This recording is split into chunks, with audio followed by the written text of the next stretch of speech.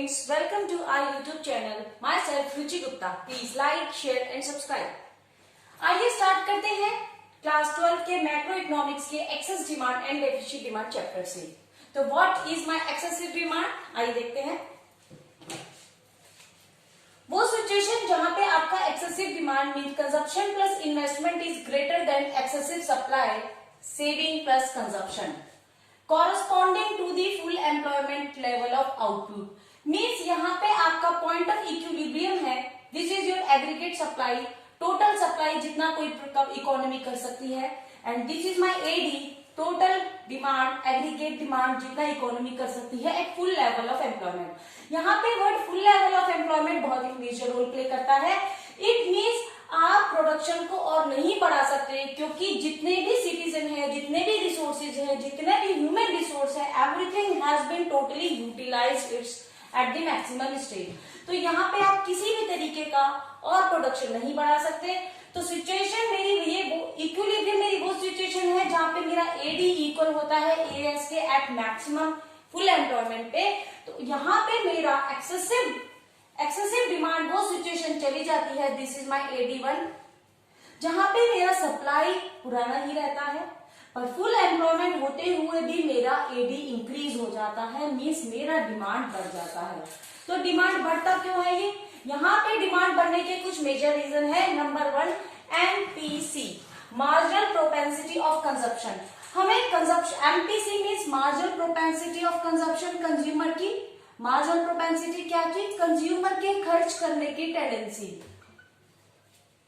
तो यहाँ पे खर्च करने की टेंडेंसी इंक्रीज हो गई है, मींस एक्सपेंडिचर बढ़ रहा है। एक्सपेंडिचर बढ़ रहा है तो directly it leads to the increase in the demand of a product.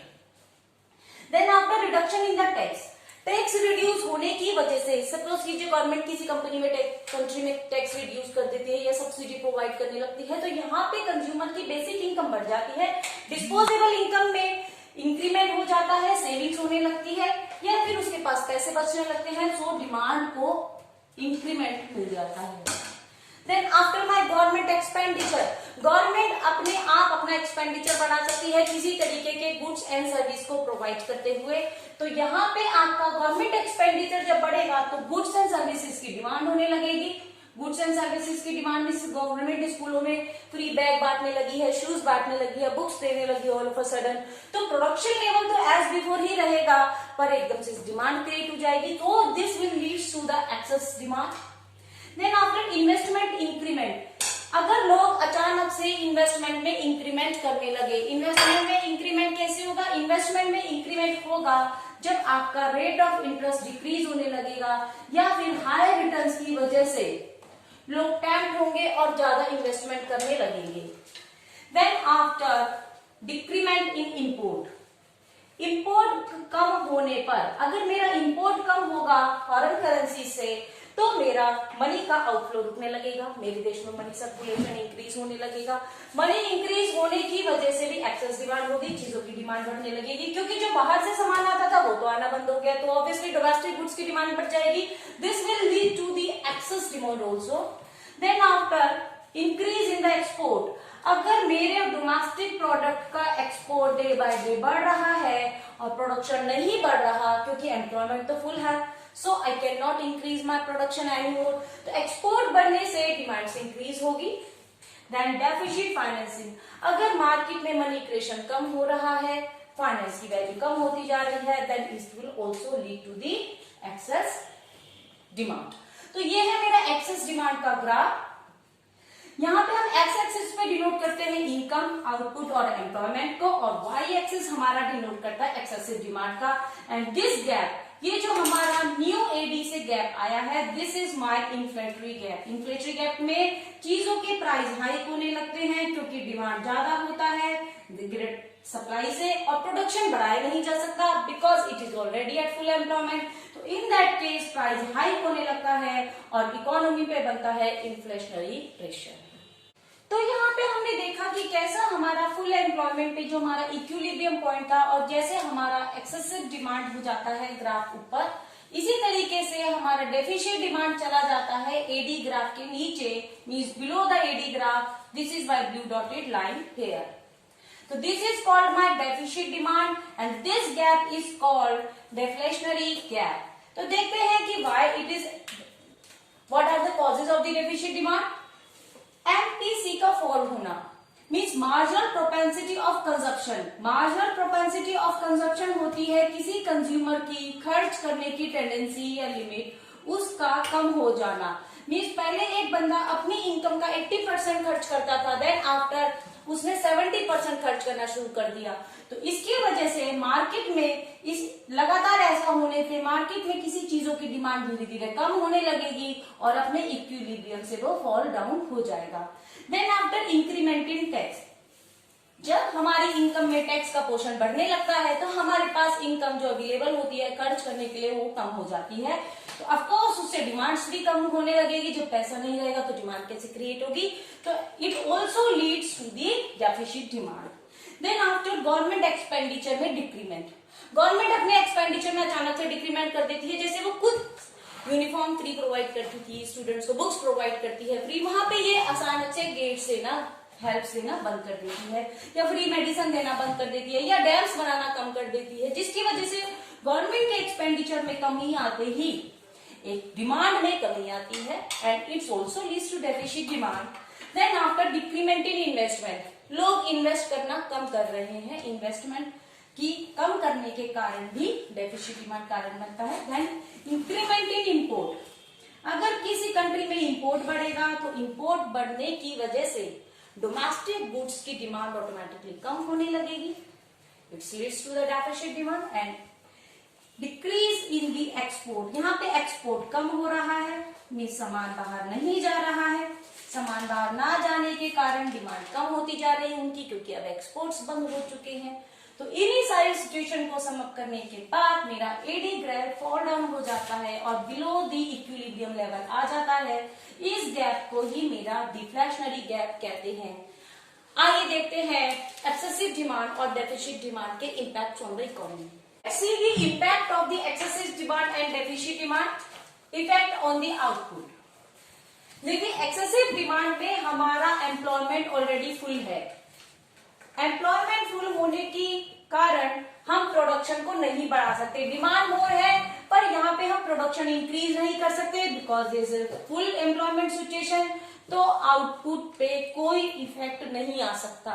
Demand बढ़ने के बावजूद we can not increase the level of the output because it is already full employment in the economy.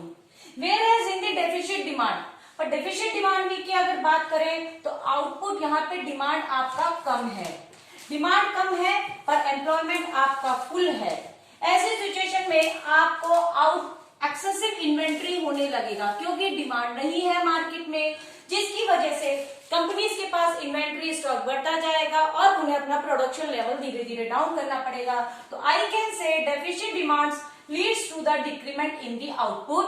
Then after उसके बाद आता है मेरे पास effects on the employment. Excessive demand में मेरे पास ऑलरेडी फुल एम्प्लॉयमेंट है, so I can not increase more employment. जबकि डेफिसिट डिमांड में जब मेरे पास इन्वेंट्री बढ़ता जा रहा है, लेवल बढ़ता जा रहा है, कंपनी अपने प्रोडक्शन को डिक्रीज करेंगी तो इनवॉलंटरी अनएम्प्लॉयमेंट क्रिएट हो जाएगा। मीन्स कंपनी जब शट डाउन करेंगी या अपने प्रोडक्शन को कम करेंगी, because of that involuntary unemployment will increase.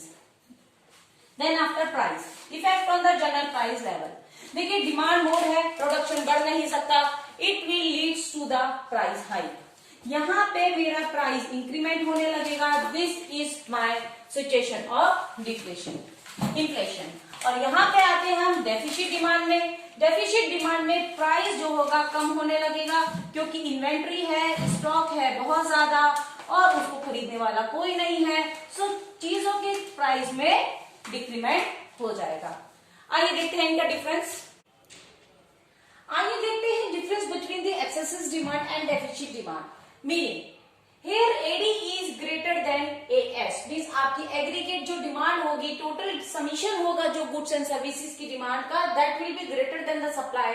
And in deficit demand कम है, means aggregate demand will be lesser than the aggregate supply. Situation, this situation leads to inflationary. Inflationary क्यों होता है? क्योंकि this is my AS, this is my AD, इस situation में मेरा AD extra होता है, तो ये जो गैप होता है मेरा, this gap is called inflationary. Deficit demand में this is my ADS, this is my situation of AD. यहां मेरा AD below the actual AD होता है, so this is my deflation. Equilibrium लेते हैं, जहां पॉइंट ऑफ इंटरसेक्शन था मेरा, that is called my equilibrium. क्योंकि ये इक्विलिब्रियम से ओवर चला जाता है, तो I can say over the full employment. Equilibrium level पे मेरा फुल एम्प्लॉयमेंट होता है, मींस मेरे सभी को एम्प्लॉयमेंट मिला हुआ है, मैं प्रोडक्शन को और बढ़ा नहीं सकती। जबकि इस सिचुएशन में ये मेरा लाइन से ऊपर चला जाता है, और this is under the employment, full employment के अंदर होता है। यहाँ पे मेरा फुल एम्प्लॉयमेंट है, तो ये लाइन मेरी बिलो दी फुल एम्प्लॉयमेंट होती है। देन आफ्टर माय रीजन, ये रीजन होता है क्योंकि एक्सपेंडिचर में इंक्रीमेंट है, गवर्नमेंट अपने एक्सपेंडिचर्स को बढ़ा रही है, गवर्नमेंट के एक्सपेंडिचर बढ़ाने की वजह से डिमांड बढ़ रही है। इन्वेस्टमेंट बढ़ रही है, इन्वेस्टमेंट की वजह से डिमांड बढ़ रही है। एमटीसी बढ़ रहा है, मार्जिनल प्रोपेंसिटी ऑफ कंजप्शन, यानी कि टेंडेंसी ऑफ कंजप्शन इंक्रीज हो रही है। लोग अपनी इनकम का मोर परसेंटेज स्पेंड कर रहे हैं, जिसकी वजह से अननेसेसरली डिमांड क्रिएट हो रही है, this is called excessive demand. जबकि यहाँ पे एमटीसी डाउन हो रहा है, यानी पीपल आर कंज्यूमिंग लेस, उनकी मार्जिनल प्रोपेंसिटी कम हो रही है, कंजप्शन की टेंडेंसी कम हो रही है। यहाँ इन्वेस्टमेंट कम हो सकती है, या गवर्नमेंट का एक्सपेंडिचर कम हो सकता है। गवर्नमेंट अब चीजों को, गुड्स एंड सर्विसेज को कम खरीद रही है, जिसकी वजह से डिमांड में डेफिसिट है, फॉल डाउन है। एक्सपेंडिचर, एक्सेसिव डिमांड में एक्सपेंडिचर इंक्रीज हो रहे हैं, that's why expenditure excessive demand हो रही है। जबकि यहाँ पे एक्सपेंडिचर पे शॉर्टेज है, लोग कम सामान खरीद रहे हैं, जिसकी वजह से डेफिसिट डिमांड है। प्राइस, अगर डिमांड ज्यादा होगी, सप्लाई कम होगी, तो प्राइस जनरली हाई होगा, प्राइस बढ़ इंक्रीमेंट होगा। जबकि यहाँ पे क्योंकि स्टॉक बढ़ रहा है, डिमांड नहीं है, जबकि चीजें ऑलरेडी प्रोड्यूस है, तो यहाँ पे धीरे धीरे फॉल डाउन होना स्टार्ट हो जाएगा। तो ये थे कुछ important differences between the excessive demand and deficit demand. तो हमने पढ़ा अभी तक एक्सेसिव डिमांड, और अब देखते हैं how what are the measurements to control this, यानी इन सबको कंट्रोल करने के लिए गवर्नमेंट कैसे कैसे एक्शन लेती है। देखते हैं brief description.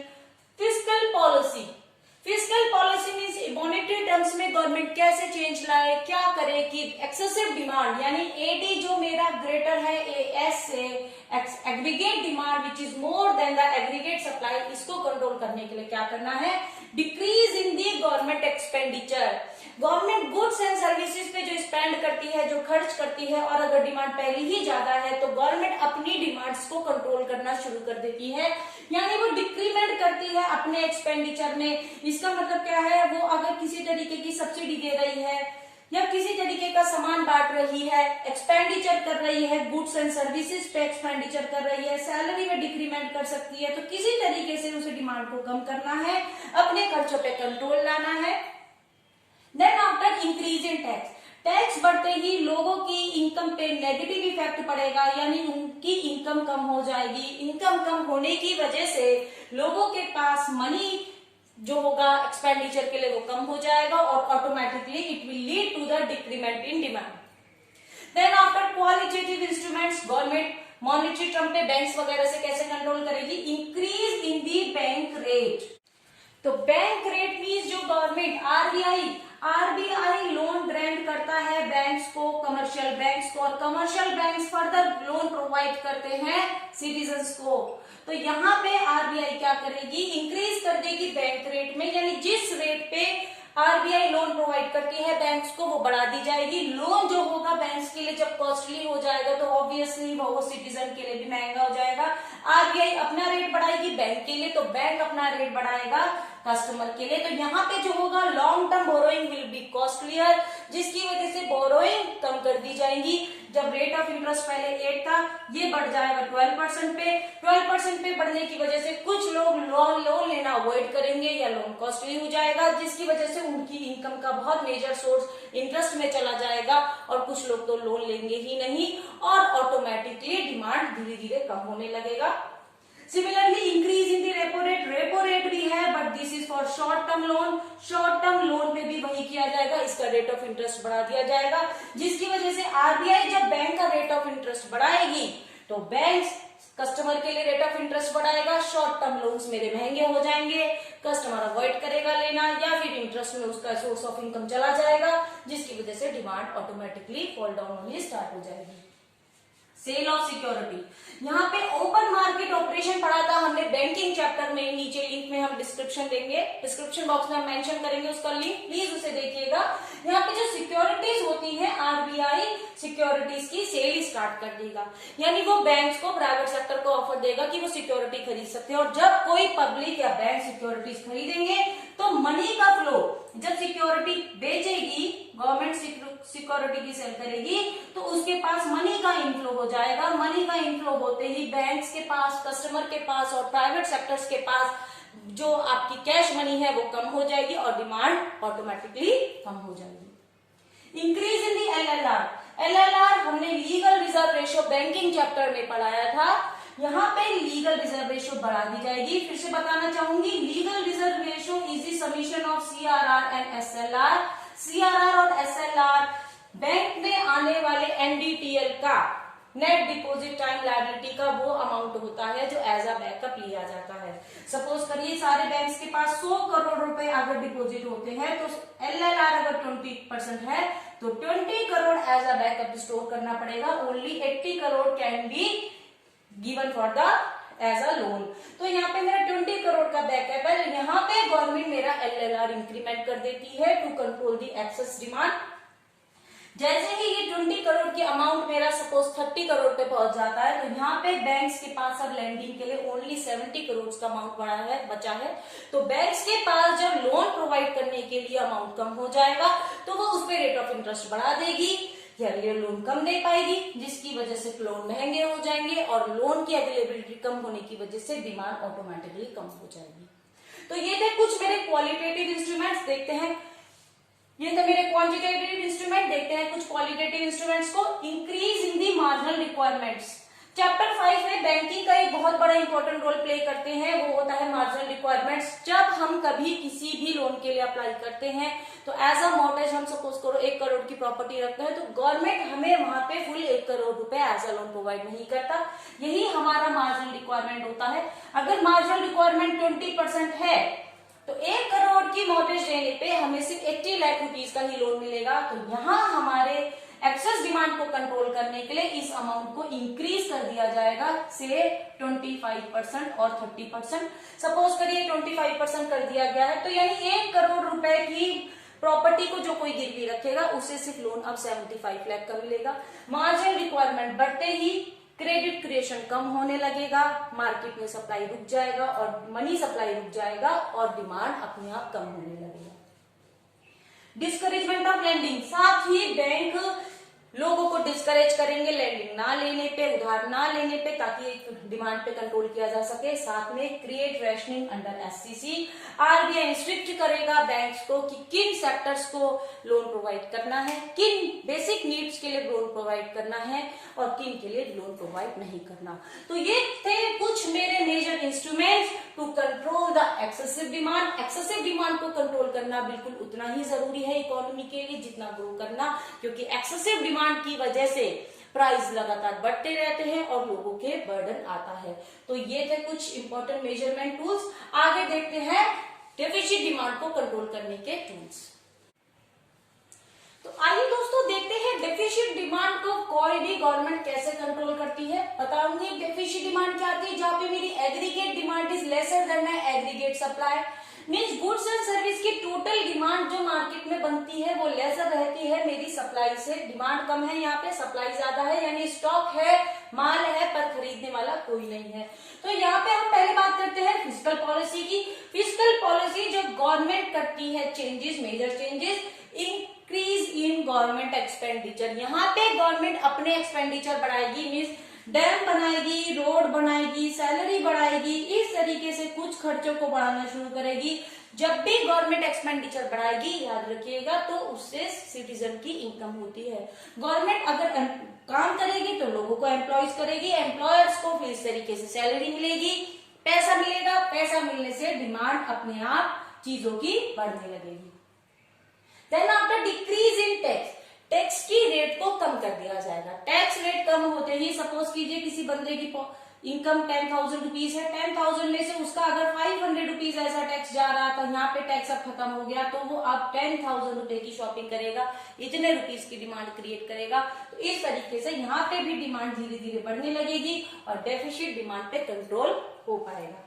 Then after my quantitative policy, decrease in bank rate. Bank rate क्या आती फिर से बताऊंगी, आरबीआई जो लोन देती है बैंक्स को, उस पे जो रेट ऑफ इंटरेस्ट होता है that is called my bank rate. Bank फिर आगे लोन देता है अपने कस्टमर्स को, मींस पब्लिक को। तो यहाँ पे आरबीआई अगर लोन को चीपर कर देगी बैंक के लिए, तो आफ्टरवर्ड्स बैंक भी उस लोन को सस्ता कर देगा कस्टमर के लिए। कस्टमर के लिए जब लोन सस्ता हो जाएगा, हेंस ऑब्वियस लोन उठेगा, चीजें खरीदी जाएंगी और डिमांड ऑटोमेटिकली इंक्रीज होने लगेगी। So this is a very important tool to control the deficit demand. Demand अपने आप बढ़ने शुरू हो जाएगी। रेपो रेट क्या थी, जैसे बैंक रेट है सिमिलरली रेपो रेट होती है, but bank rate long term borrowing के लिए होती है, repo rate short term borrowing के लिए होती है। यहाँ पे फिर से आरबीआई ने अपना रेट ऑफ इंटरेस्ट जो था वो कम कर दिया है। रेट ऑफ इंटरेस्ट कम होने की वजह से शॉर्ट टर्म लोन भी चीपर हो चुके हैं। अगर बैंक्स को लोन चीप वैल्यू पे मिलेंगे, कम रेट चार्ज पे मिलेंगे, तो वो कस्टमर को भी कम रेट ऑफ इंटरेस्ट पे देगा, जिसकी वजह से लोन जो होंगे वो सस्ते हो जाएंगे, चीप हो जाएंगे, जिसकी वजह से लोन उठाए जाएंगे, डिमांड क्रिएट होगी और इस तरीके से डेफिसिट डिमांड पे कंट्रोल किया जाएगा। Then after purchase of security, देखिए बैंक्स के पास, पब्लिक सेक्टर के पास, स्टेट गवर्नमेंट के पास कुछ सिक्योरिटीज और बॉन्ड्स होते हैं। आरबीआई यहाँ पे अपनी मार्केट को ओपन कर देगा कि आ जाइए अपने सिक्योरिटीज या बॉन्ड्स मुझे बेच दीजिए। जब बॉन्ड्स वो खरीदेगा तो इन रिटर्न वो उनको कैश देगा, मनी देगा। ये जब मनी या कैश बैंक्स के पास आएगा, वो इनको अपने कस्टमर को देगा एज अ लोन, और कस्टमर के हाथ में क्रेडिट क्रिएशन होगा, पैसा आएगा और डिमांड क्रिएट होगी। डिक्रीज इन एलएलआर, एलएलआर हमने पहले भी बताया था, is the summation of the CRR plus SLR. CRR और एसएलआर ये एक तरीके का वो रिजर्व अमाउंट है जो आरबीआई इंस्ट्रक्ट करता है एक कमर्शियल बैंक को, एक इंस्टीट्यूट को, to be keep as a reserve. Suppose कीजिए किसी बैंक के पास 1000 करोड़ रुपए का डिपॉजिट्स होता है, this is called my NDTL. मैं एनडीटीएल यहाँ पे निकालती हूँ, नेट डिपॉजिट टाइम लायबिलिटी। अगर किसी बैंक की net deposit time liability 1000 crore rupees है और एलएलआर की रेशो यहाँ 20% है, तो वो इसमें से 200 करोड़ रुपए एज अ रिजर्व ही रखेगा, उसे एज अ लोन लैंडिंग के लिए नहीं दे सकता, सिर्फ 800 करोड़ को ही देगा। यहाँ पे अगर एलएलआर की वैल्यू कम कर दी जाए, सिर्फ 10% कर दी जाए, तो यानी 1,100 करोड़ रुपए ही एज अ बैकअप नीड करते हैं। 900 आपके एज अ लोन प्रोवाइड होना शुरू हो जाएगा। लोन की अमाउंट अब बैंक के पास जब ज्यादा होगी तो पब्लिक के पास ज्यादा लोन अवेल होगा, जिसकी वजह से ज्यादा डिमांड क्रिएट हो पाएगी। And then after decrease in the marginal requirement, marginal requirement क्या थी, मॉर्गेज का वो पोर्शन जो आरबीआई रिस्ट्रिक्ट करता है बैंक्स को देने के लिए। सपोज करिए कोई पर्सन अगर 100 करोड़ की प्रॉपर्टी को एज अ मॉर्गेज रखने के बाद 100 करोड़ का लोन मांगता है, तो मार्जिनल रिक्वायरमेंट अगर मेरी 20% है तो मुझे 20% छोड़ के मीन्स 80% का ही लोन मिलेगा, मीन्स 80 लाख का लोन मिलेगा। तो यहाँ पे अगर मार्जिनल रिक्वायरमेंट को डिक्रीज कर दिया जाए, उसको 10% कर दिया जाएगा मार्जिनल रिक्वायरमेंट्स को, तो 90 लाख रुपए अब मेरे को एज अ लोन मिलेगा। जितना ज्यादा लोन मिलेगा उतनी ज्यादा डिमांड क्रिएट होगी, और डिमांड ही तो बढ़ानी है। यहाँ पे डेफिसिट डिमांड की कमी है, डिमांड को बढ़ाना है, तो डिमांड बढ़ाने के लिए मार्जिनल रिक्वायरमेंट को और कम कर दिया गया है, लोन ज्यादा अमाउंट का दिया जा रहा है, जिसकी वजह से डिमांड कंट्रोल होगी। एनकरेज लैंडिंग, ऐसे ऐसे ऐड बनाए जाएंगे, गाड़ी पे लोन ले लीजिए, घर पे लोन ले लीजिए, घूमने के लिए लोन ले लीजिए। एनकरेज किया जाएगा पब्लिक को कि वो लोन उठाए, अपने एक्सपेंडिचर्स को बढ़ाए और डेफिसिट डिमांड को कंट्रोल करने में हेल्प करे। Withdrawal of the CRR, rational credit जो बनाई थी लिमिट की, इसको लोन नहीं देना है, उसको लोन नहीं देना है, सारी पॉलिसीज विड्रॉ कर ली जाएंगी। लोन लीजिए, कैसा भी लोन लीजिए, बस लोन लीजिए, खर्चा कीजिए, यहाँ पे इसे प्रमोट किया जाएगा ताकि मार्केट में डिमांड बढ़ाई जा सके। तो ये थे हमारे important major tools to control the excess demand and deficit demand. I hope it is clear now. Please don't forget to like, share and subscribe our channel. Thank you so much. मिलते हैं अपने next video के साथ।